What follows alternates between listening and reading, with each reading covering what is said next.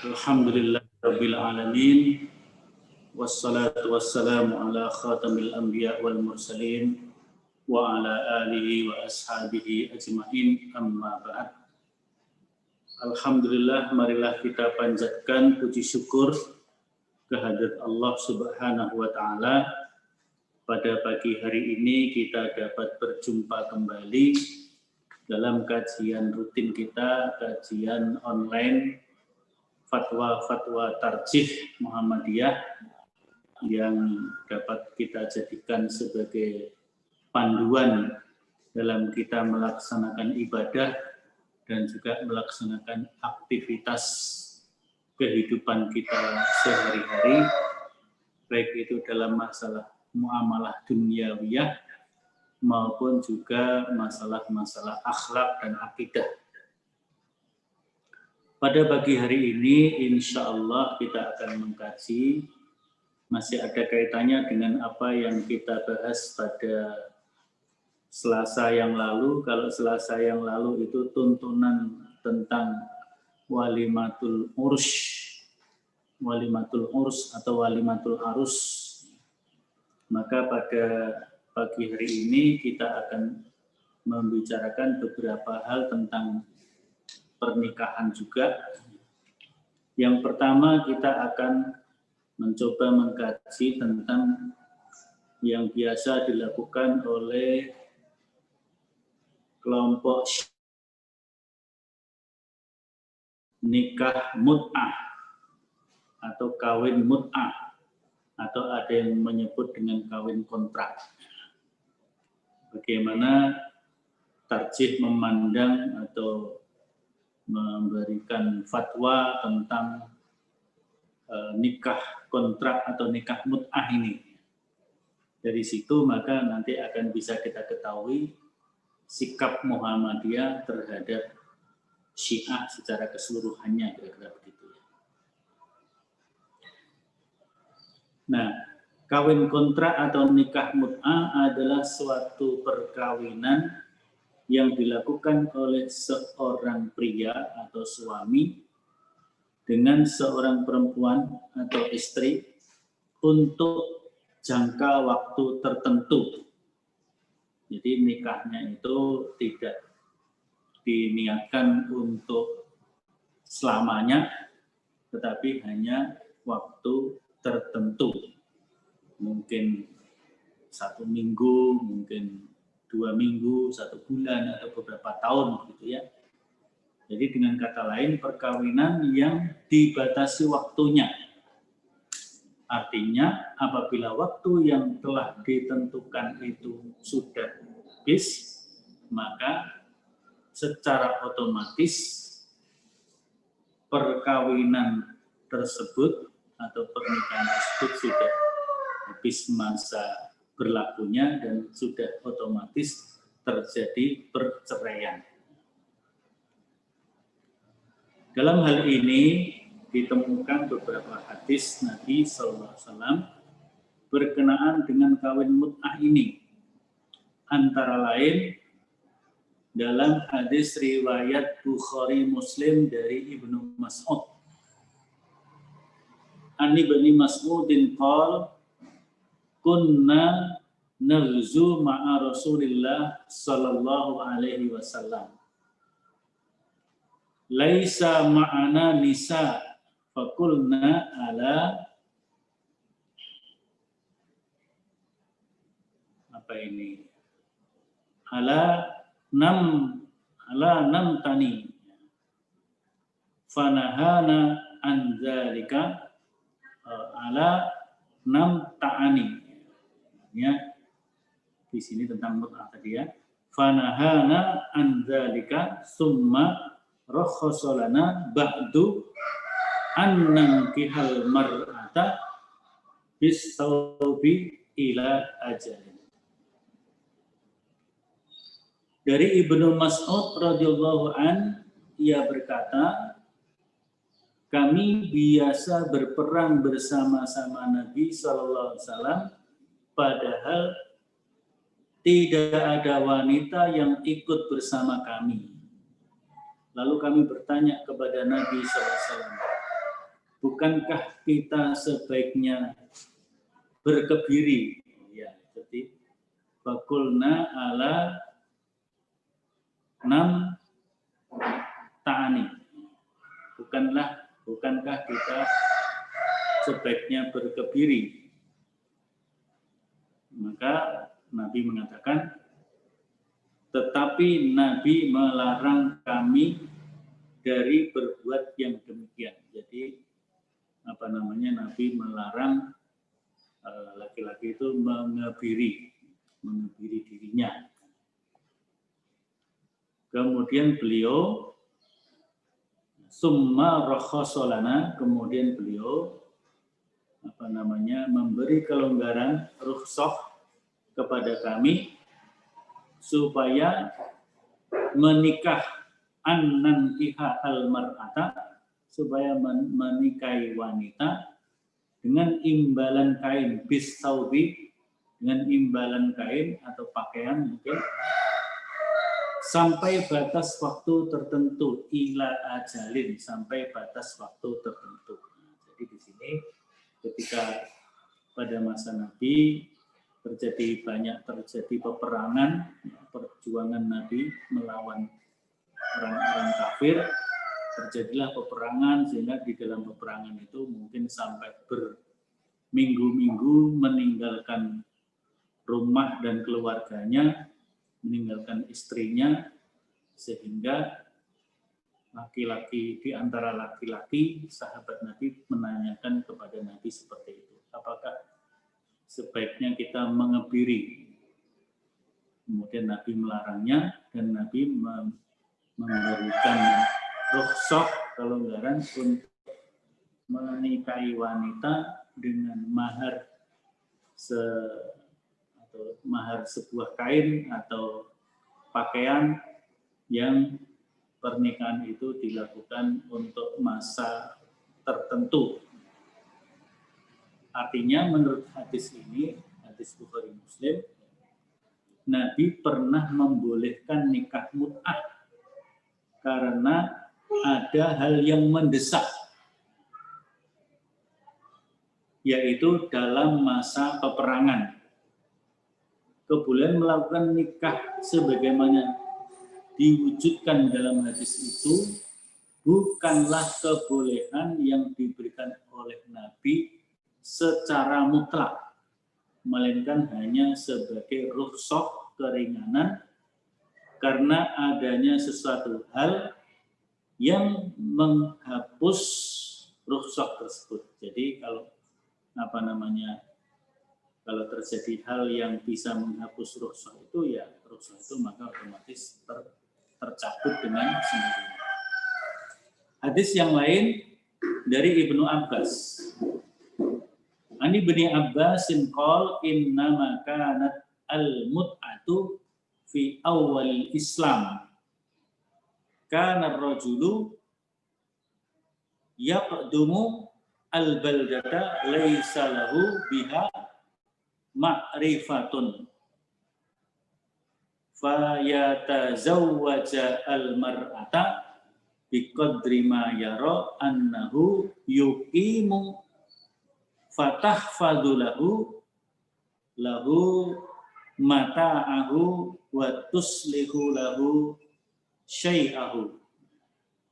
Ini hadis dari Ibnu Abbas, bahwasanya nikah mut'ah yang terjadi pada masa awal permulaan Islam adalah seorang laki-laki yang masuk ke suatu negeri yang tidak ada baginya di sana kenalan, lalu ia menikahi seorang wanita, maka wanita itu memelihara atau menjaga barang-barangnya dan mengurus keperluannya.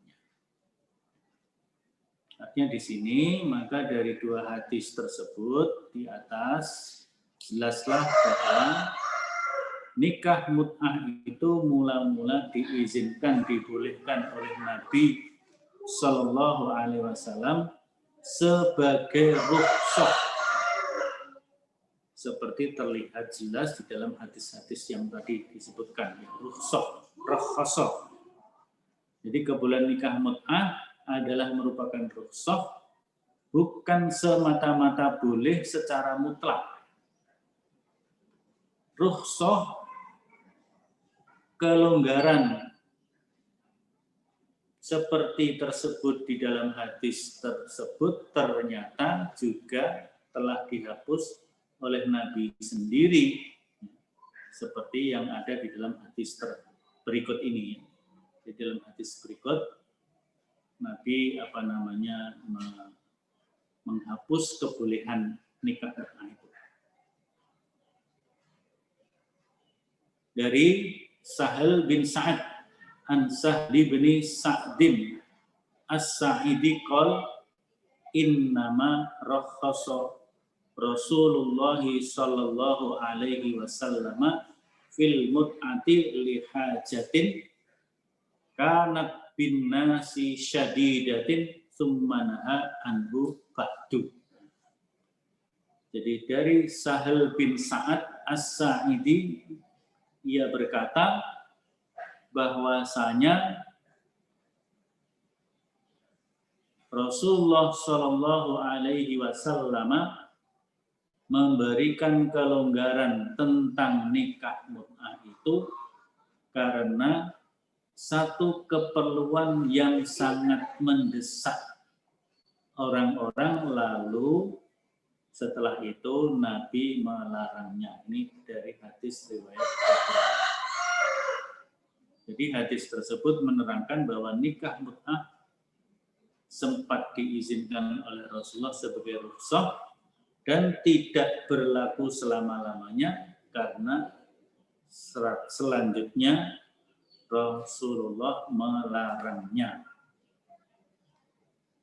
Hadis yang lain dari Muslim, dari Salamah, disebutkan an Salamata ibni al-Aqwa qol rakhasa Rasulullah ama Autosin fil mut'ati salasan summa naha anha. Dari Salamah bin Aqwa berkata Rasulullah memberikan kelonggaran pada tahun Autos tentang nikah mut'ah selama 3 hari, kemudian beliau melarangnya. Maksud daripada tahun Autos itu yaitu Rasulullah memberikan kelonggaran kepada seseorang untuk melakukan nikah mut'ah hanya 3 hari saja. Setelah itu Rasul melarangnya. Ini tahun peperangan maksudnya. Yang ketiga, hadis dari Ahmad dan Muslim dari Saburah al-Juhaini an Saburah al-Juhaini annahu kana ma'an Nabi sallallahu alaihi wasallam faqal ya ayuhan nas inni kuntu adzantu lakum fil istimta minan nisa wa innallaha qad harrama dzalika ila yaumil qiyamah faman kana indahu minhunna syai'un fal yunahhilu sabilahu wala ta'khudhu mimma ataitumuhunna syai'an. Dari Saburah al-Juhaini, sesungguhnya ia bersama-sama Nabi Sallallahu Alaihi Wasallam, lalu Nabi bersabda, wahai manusia, sesungguhnya aku pernah mengizinkan kalian untuk melakukan istimta, yaitu nikah mut'ah. Kan tetapi sesungguhnya sekarang Allah mengharamkan yang demikian itu sampai hari kiamat. Oleh karena itu, barang siapa yang ada padanya wanita yang dinikahi mut'ah, hendaklah ceraikan dan janganlah kamu ambil satupun dari apa-apa yang telah kamu berikan kepada mereka. Ini nikah mut'ah sudah dilarang dan pernyataan keharamannya itu oleh Nabi SAW dikatakan ila yaumil kiamah, sampai hari kiamat. Maka di masa sekarang sudah tidak ada kemungkinan untuk dihalalkannya lagi nikah mut'ah itu. Masih ada hadis satu lagi, yaitu dari Imam Muslim dan juga diriwayatkan oleh Saburah al-Juhaini. An Saburata al-Juhaini anna Rasulullah SAW naha anil mut'ati wa qala ala annaha haramun min yaumikum hadza ila yaumil qiyamah wa man kana a'ta syai'an fala ya'khudhuhu. Riwayat Muslim dalam hadis jilid 1 nomornya 588 dari Saburah. Dikatakan oleh Saburah, sesungguhnya Rasulullah SAW melarang nikah mut'ah dan beliau bersabda, ingatlah bahwa sesungguhnya nikah mut'ah itu haram sejak sekarang ini hingga yaumul qiyamah. Maka barang siapa yang telah memberi sesuatu kepada istrinya, istri mut'ahnya yang kemudian harus dicerai karena mut'ah sudah dilarang, ya, maka janganlah kalian ambil kembali. Janganlah kalian ambil kembali apa-apa yang telah kalian berikan. Jadi dalam mut'ah itu sesuatu yang sudah diberikan kepada istri mut'ahnya tadi tidak boleh ditarik kembali. Masih ada hadis lagi dari Tabrani berkaitan dengan hal ini. Riwayat Tabrani dari Al-Haris bin Al-Ghaziyah. Anil Haris ibni Ghaziyah qala sami'tun nabiyya sallallahu alaihi wasallam yauma fathi Makkah yaqulu mut'atun nisa'i haramun salah samarrat. Artinya di sini dari Haris bin Ghaziyah mengatakan, aku mendengar Nabi SAW bersabda pada hari kemenangan kota Mekah, pada hari Fathu Makkah. Beliau mengatakan, mut'atun nisa'i haramun. Nikah mut'ah dengan wanita saat ini adalah haram. Dan beliau mengatakan itu sampai 3 kali. Salasa marrat. Jadi di Mekah ketika beliau menaklukkan kembali kota Mekah, yang kemudian turun surat Idza jaa nasrullah itu, ya, Nabi mengatakan mut'atun nisa'i haramun sampai 3 kali. Mut'atun nisa'i haramun, mut'atun nisa'i haramun, mut'atun nisa'i haramun, untuk menunjukkan tegasnya bahwa nikah mut'ah diharamkan. Maka kalau sekarang kelompok dari kaum Syiah itu masih melaksanakan nikah mut'ah, maka nikahnya tidak sah, haram, dan apa yang dilakukan antara laki-laki dan perempuan selama menikah dengan nikah mut'ah itu, karena nikahnya haram dan tidak sah, maka yang dilakukannya adalah zina. Zina selama-lamanya, selama dia bersama-sama. Sehingga itu adalah termasuk perilaku yang menyimpang, perilaku yang sesat, perilaku yang dilarang oleh Allah Subhanahu wa taala. Jadi di sini sudah jelas ya, dengan melihat di sini pandangan Muhammadiyah terhadap perilaku dan keyakinan golongan Syiah itu seperti apa. Berdasarkan hadis-hadis Nabi tersebut, jelaslah bahwa nikah mut'ah hukumnya haram.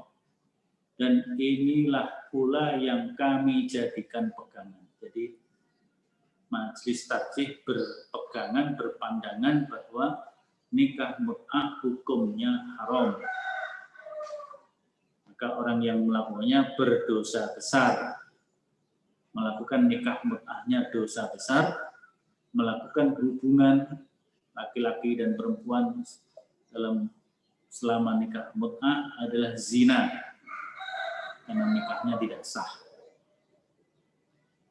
Keharaman nikah mut'ah tidak hanya terbatas kepada pihak laki-laki dan perempuan yang mengetahuinya bahwa nikah yang mereka lakukan adalah nikah mut'ah, tetapi juga berlaku secara umum, yaitu baik pihak wanita ataupun pihak laki-laki harus mengetahui, artinya pihak wanita itu mengetahui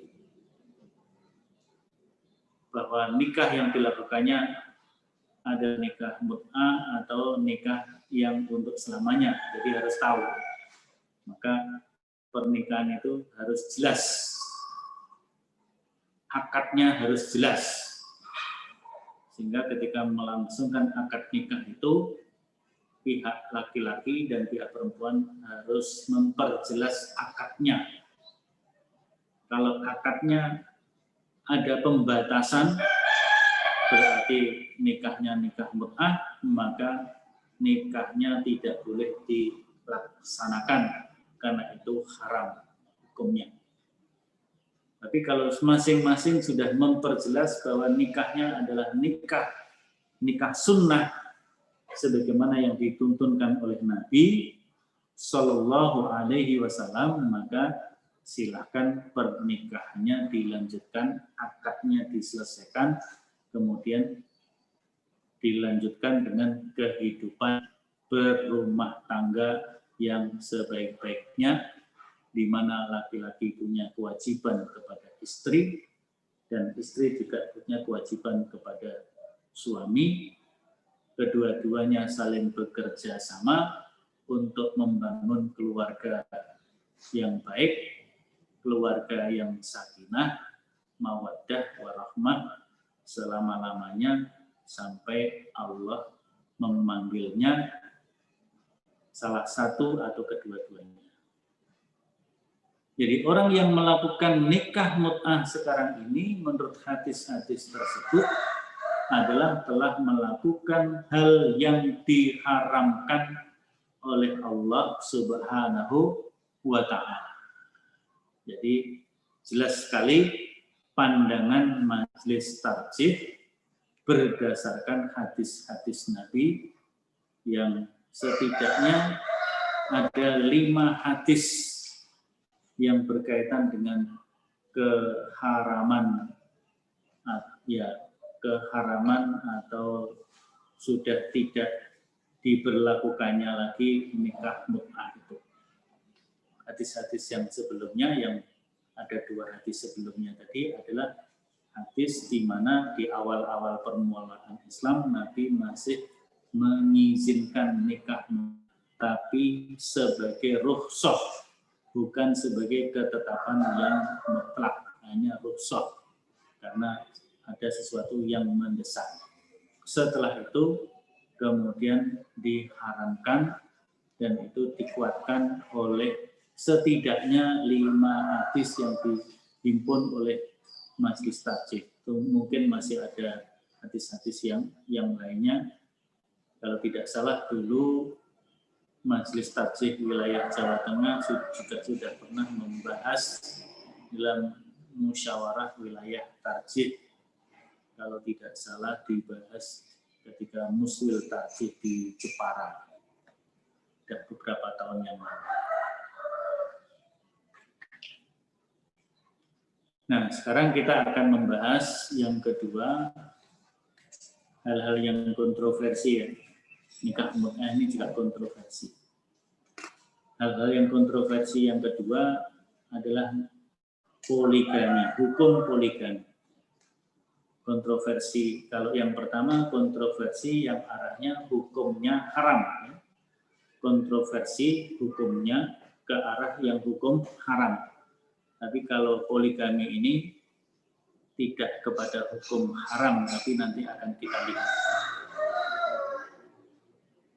Jadi ada pertanyaan, mohon penjelasan mengenai perkawinan poligami menurut hukum Islam. Jadi bagaimana sebenarnya Islam memandang pernikahan poligami. Di dalam membahas tersebut, Majelis Tarjih menjelaskan ada 3 istilah yang berhubungan dengan perkawinan, yaitu yang pertama monogami, yang kedua poligami, dan yang ketiga poliandri. Monogami adalah perkawinan yang terdiri dari seorang suami dan seorang istri. Jadi pasangannya satu-satu. Itu namanya monogami. Kalau poligami, perkawinan yang terdiri dari seorang suami dan beberapa istri. Suami 1, istri 2, atau 3, atau 4 atau lebih dari itu. Kalau dalam Islam dibatasi sampai 4. Sedangkan yang ketiga yaitu poliandri, yaitu perkawinan yang terdiri dari beberapa orang suami dengan satu istri. Jadi istrinya 1, tapi suaminya lebih dari 1. Itu namanya poliandri. Mengenai yang terakhir atau poliandri, Allah Subhanahu wa Ta'ala tegas melarang kaum muslimin melakukannya. Jadi di dalam Islam jelas dilarang melakukan pernikahan poliandri.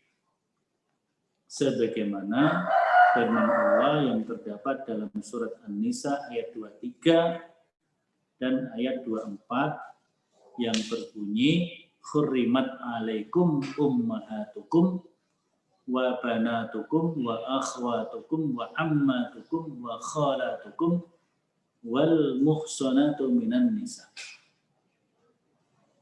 Diharamkan kamu menikahi ibu-ibumu, anak-anakmu yang perempuan, saudara-saudaramu yang perempuan, dan diharamkan pula mengawini wanita-wanita yang bersuami. Nah, di situ adalah terutama bagian yang terakhir. Menikahi wanita yang sedang bersuami. Berarti di situ seorang istri ya tidak boleh bersuami lebih dari 1 suami.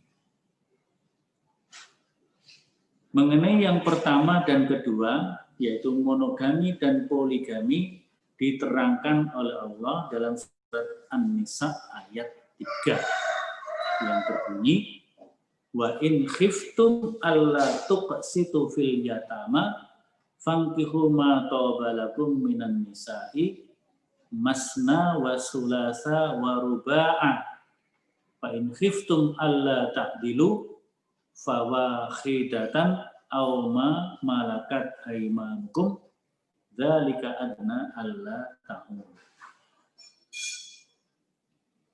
Jadi kalau poliandri tadi jelas ya, haramnya jelas. Terutama pada ayat An-Nisa ayat 23-24 tadi di bagian akhir wal muhsanatu minan nisa. Jadi laki-laki tidak boleh mengawini wanita yang sedang bersuami. Itu tegas haramnya poliandri ya.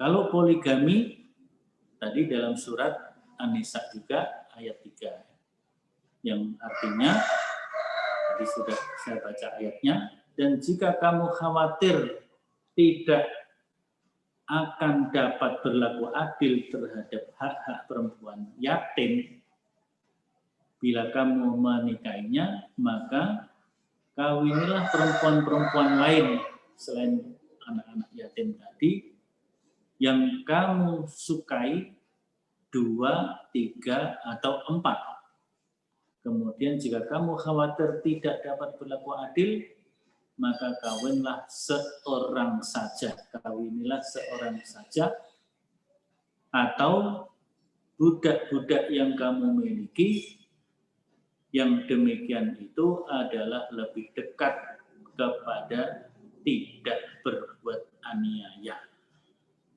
Dari ayat tersebut dapat diambil pengertian bahwa perkawinan yang baik, yang dalam perkawinan itu semua pihak yang tersangkut dengannya akan mendapatkan perlakuan yang adil, akan memperoleh hak-hak yang pantas, dan perkawinan itu akan menguntungkan bagi dirinya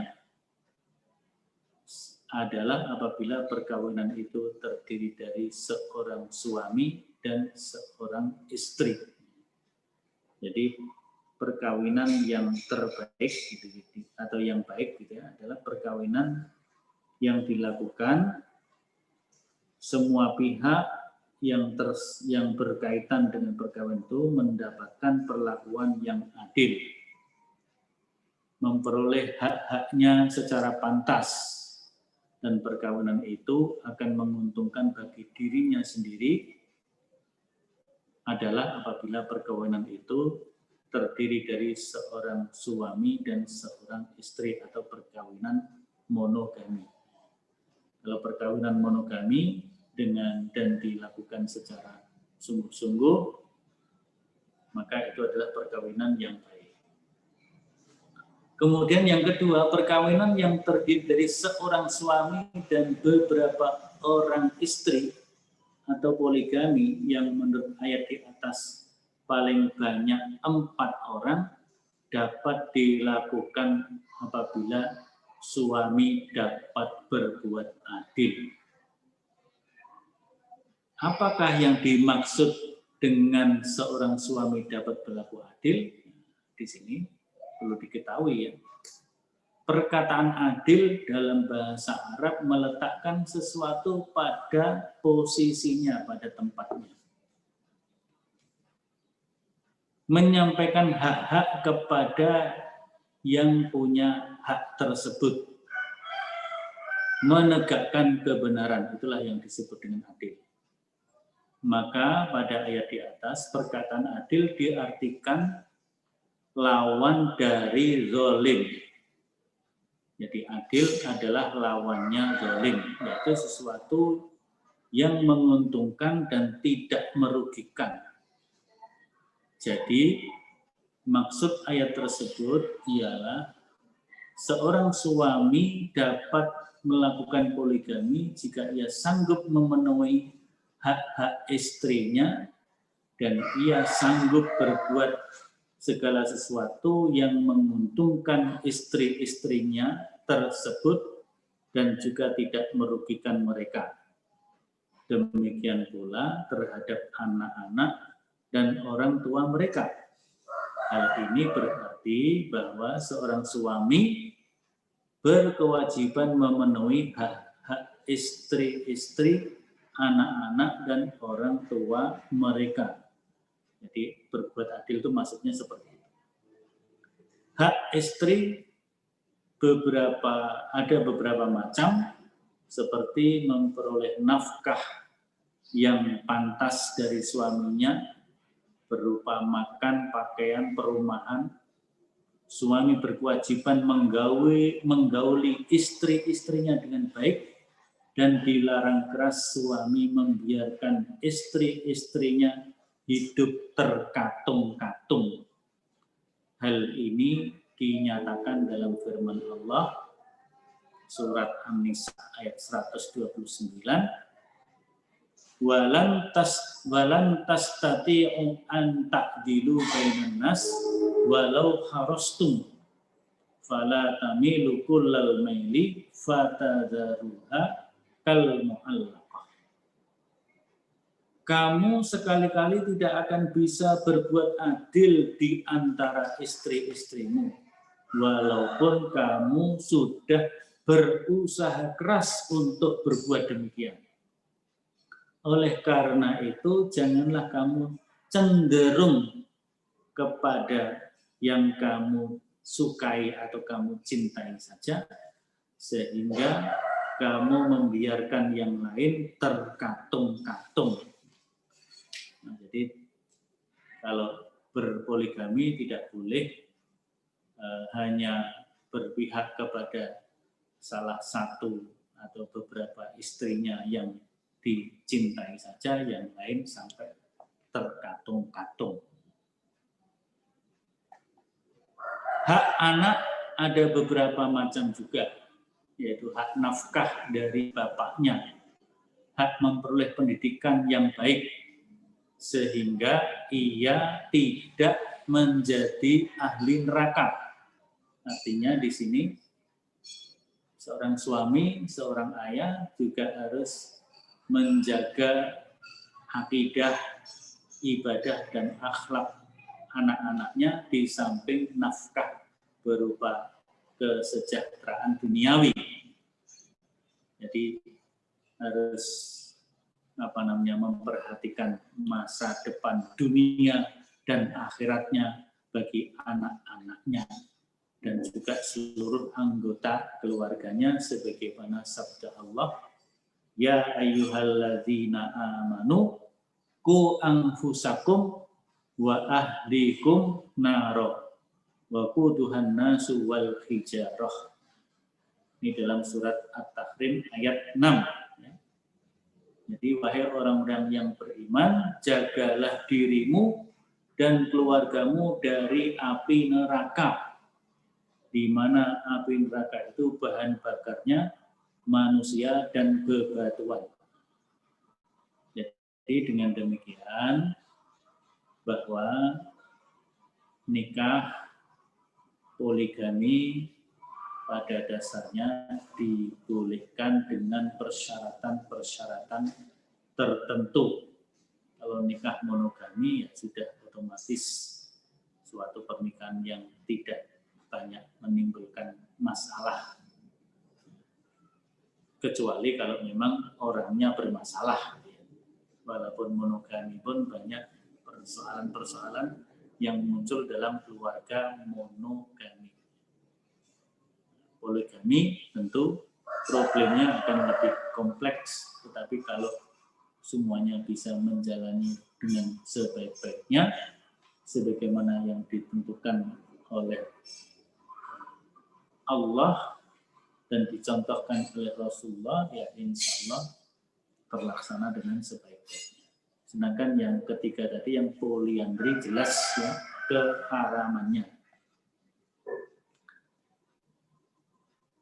Jadi dari ayat-ayat tersebut dapat dipahami bahwa istri-istri, anak-anak, dan orang tua harus memperoleh kasih sayang yang cukup dari suami atau bapak atau anak-anak. Berdasarkan keterangan di atas, jarang ditemukan seorang laki-laki dapat melakukan keadilan dengan baik jika ia mempunyai istri lebih dari satu. Karena itu, jika laki-laki ingin beristri lebih dari satu, harus berpikir matang-matang apakah ia dapat berbuat adil atau tidak terhadap istri-istrinya, anak-anaknya, dan keluarganya. Jadi seperti itu pandangan Majelis Takjih ya. Yang jelas haram adalah poliandri. Yang jelas menunjukkan mungkin pernikahan itu menjadi lebih baik, itu adalah monogami.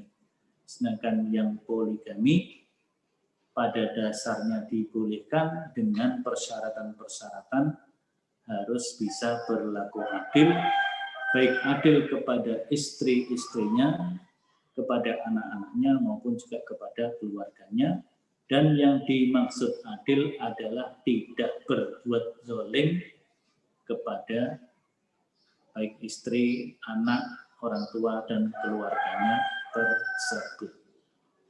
Inilah barangkali yang dapat kita sampaikan dalam kajian pada pagi hari ini. Mudah-mudahan ada manfaatnya. Mungkin kalau ada pertanyaan, saya lihat dulu di chat.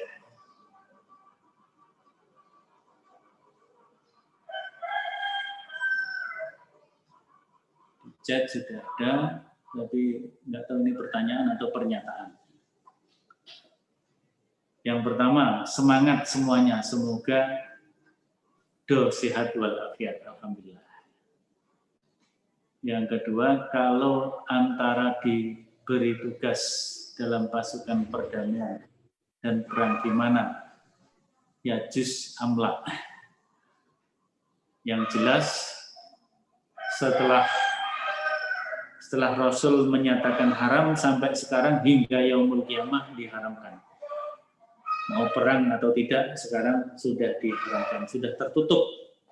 Pak Dodi sudah tertutup untuk melakukan nikah mut'ah. Yang berikutnya, ukuran adil saat poligami seperti apa? Barangkali ada metriknya. Adil itu bukan hanya sekedar dalam arti keseimbangan. Adil itu lawan dari kezaliman. Dalam Al-Quran, al-adlu itu lawannya adalah az-zulmu. Maka Pak Amin Rais pernah mengatakan, di samping kita itu diperintahkan al-amru bil ma'ruf wan nahyu anil munkar, juga kita itu diperintahkan al-amru bil adli wan nahyu anil zulmi. Jadi keadilan itu lawannya adalah kezaliman. Keadilan itu artinya proporsional. Adil itu artinya wad'us syai'i fi mahallihi, meletakkan sesuatu pada tempatnya. Misalnya kalau kita menghadapi ada bayi, ada anak-anak di atas balita, kemudian ada remaja, ada dewasa, ada orang tua. Kita ingin adil, diberi yang sama. Semuanya diberi marning. Semuanya marning. Tentu yang bayi yang belum punya gigi nggak bisa makan marning. Marning itu jagung yang digoreng itu. Begitu juga yang sudah sepuh, yang sudah giginya habis. Pak Dodi nanti kalau sudah jadi Mbah Dodi itu habis giginya, dikasih marning juga nggak bisa. Namanya bukan adil. Nah, kalau adil itu yang bayi diberi jenang kubur yang bisa dimakan. Nanti yang di atas balita baru dikasih marning, yang remaja juga bisa makan itu ya dikasih. Itu yang nggak bisa dikasih yang lain. Itu namanya adil, itu proporsional seperti itu. Maka adil kepada istri itu saat poligami ya kira-kira seperti itu. Memberikan sesuatu, menyikapi sesuatu secara proporsional. Wallahu a'lam. Monggo yang mau mencoba. Pak Sumardi, bagaimana jika keluarga yang menopang ekonomi justru istrinya? Maksudnya bagaimana? Ya Kalau yang menopang ekonomi istri ya enggak apa-apa. Tapi sebaiknya memang suami harus berusaha keras menjadi penanggung jawab keluarga itu. Kalau terkait dengan poligami ya tergantung, meskipun penanggung jawab ekonominya, penopang ekonominya istrinya, tapi istrinya itu justru yang menyuruh agar suaminya berpoligami, ya enggak masalah. Tapi apa ada seperti itu. Pak Soleh, kalau dosen sedang studi luar negeri apa boleh nikah mut'ah? Ya pokoknya setelah Nabi menyatakan haram, setelah Fathu Makkah itu ya mut'atun nisa'i haramun, mut'atun nisa'i haramun ila yaumil qiyamah. Jadi Pak Sony mau studi di luar negeri ya sudah diharamkan mut'ah. Ya nikah biasa saja, mau nikah lagi. Saya di UMS enggak di luar negeri, Tat. Iya. Luar negeri itu Pak Sony, luar negeri dah.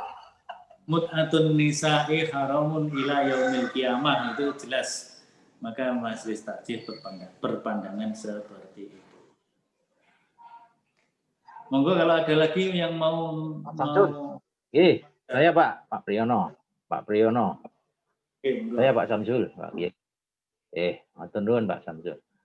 Penjelasannya penjenengan sudah jelas sekali, tapi meskipun jelas tadi ada sesuatu yang ingin saya tanyakan.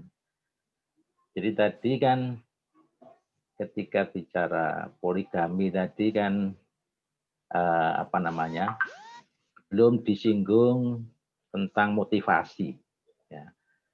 Motivasi orang berpoligami itu harus ditanya dulu. Ada kasus kan kadang-kadang kan begini, istrinya kan tidak boleh kalau Anda poligami Mas. Anda boleh poligami kalau yang milih kan istri kedua saya gitulah. Kalau yang milih kan istri pertamanya nanti bisa dipilihkan sing umur swidak atau sing umur 55. Jadi maksud saya begini, motivasinya itu dinilai enggak Pak? Motivasi seorang laki-laki berpoligami. Terima kasih. Ya, karena di dalam pertanyaan yang dibahas ini tidak ada bicara motivasi ya, maka tidak dibahas. Tapi tentunya semua harus ada motivasi ya, harus ada motivasinya. Jadi seorang melangsungkan pernikahan kan motivasi pertama menunaikan sunnah Nabi, sunnah melakukan nikah. An-nikahu sunnati faman raghiba an sunnati falaisa minni. Jadi motivasi orang berkeluarga atau melakukan pernikahan itu adalah menunaikan ibadah, menjalankan sunnah Rasul Sallallahu Alaihi Wasallam. Nah, sekarang kalau berpoligami motivasinya apa? Poligami motivasinya melaksanakan sunnah, ya boleh juga melaksanakan sunnah, karena Nabi juga berpoligami, melakukan sunnah. Tetapi tentunya sunnah itu karena di dalam ayat-ayatnya semuanya ada persyaratannya. In khiftum alla ta'dilu fawahidah. Kemudian yang ayat 29 An-Nisa itu, kamu tidak akan mampu berbuat adil meskipun kamu berusaha semaksimal mungkin. Maka kalau begitu, maka ada jalan keluarnya. Nggak bisa berbuat adil dengan keadilan yang hakiki. Ada keadilan yang diberikan jalan keluar oleh ayat itu, maka janganlah kamu cenderung kepada salah satu dan menerlantarkan yang lainnya sehingga terkatung-katung. Kalau bisa itu, maka itu boleh dilakukan. Maka ya melakukannya jangan sampai ada orang yang tersakiti di antara itu. Jadi mau melaksanakan poligami, tapi istri yang sudah dipegang tersakiti, itu kan jadi masalah. Jadi ini memang suatu syariat yang unik, syariat yang mungkin sulit, sehingga banyak orang menolaknya. Ibu-ibu juga begitu. Saya berpendapat bahwa poligami itu boleh, poligami itu sunnah, gitu kan? Gitu. Tapi jangan sampai suamiku berpoligami, kan begitu. Kalau ibu-ibu kan begitu. Yang penting suamiku tidak. Tapi mungkin ada yang punya, ada perempuan yang oleh Allah diberi hati yang longgar. Hati yang longgar, ya kalau ada suaminya mau berpoligami, bahkan diberi jalan keluar, ada yang seperti itu. Nah, jadi di sini ya artinya apa yang disyariatkan oleh Allah itu pasti bisa dilakukan oleh hamba-hambanya sesuai dengan kemampuan hamba-hambanya. Maka Allah tidak membebani sesuatu yang tidak dimampu oleh hambanya. La yukallifullahu nafsan illa wus'aha. Jadi ada perempuan yang memang tidak siap untuk dipoligami. Meskipun tentu dia tidak boleh menolak, tidak boleh mengharamkan apa yang dihalalkan oleh Allah Subhanahu wa Ta'ala. Hanya saja dia belum siap untuk itu. Sehingga dia mungkin berterus terang kepada suaminya, saya tidak siap untuk dipoligami. Hanya seperti itu. Jadi poligami itu betul kebolehan, bukan anjuran. Nabi melakukan itu, Nabi sebagai contoh. Jadi kalau nanti ada umatnya yang berpoligami, ada contoh yang dilakukan oleh Nabi Sallallahu Alaihi Wasallam. Mungkin juga ketika pendiri Muhammadiyah K. Haji Ahmad Dahlan itu beristri lebih dari satu, dan itu bukan karena istri yang pertama meninggal kemudian menikah berikutnya, tidak. Jadi Kiai Dahlan itu memang betul-betul beristri lebih dari satu. Bersama-sama dengan Nyai Walidah, beliau pernah menikahi Nyai Abdullah yang dari keluarga keraton Yogyakarta, kemudian juga menikahi seorang wanita dari Cianjur. Jadi keluarga Muhammadiyah juga ada yang melakukan hal itu, dan itu sebagai sebuah perilaku yang biasa, karena itu bisa dilakukan dan semuanya ridho, Nyai Walidah ridho, ya Kiai Dahlan melakukannya dengan sebaik-baiknya. Beberapa ketua PP di awal-awal sampai Kiai Mas Mansur, ya Kiai Mas Mansur itu juga beristri lebih dari satu.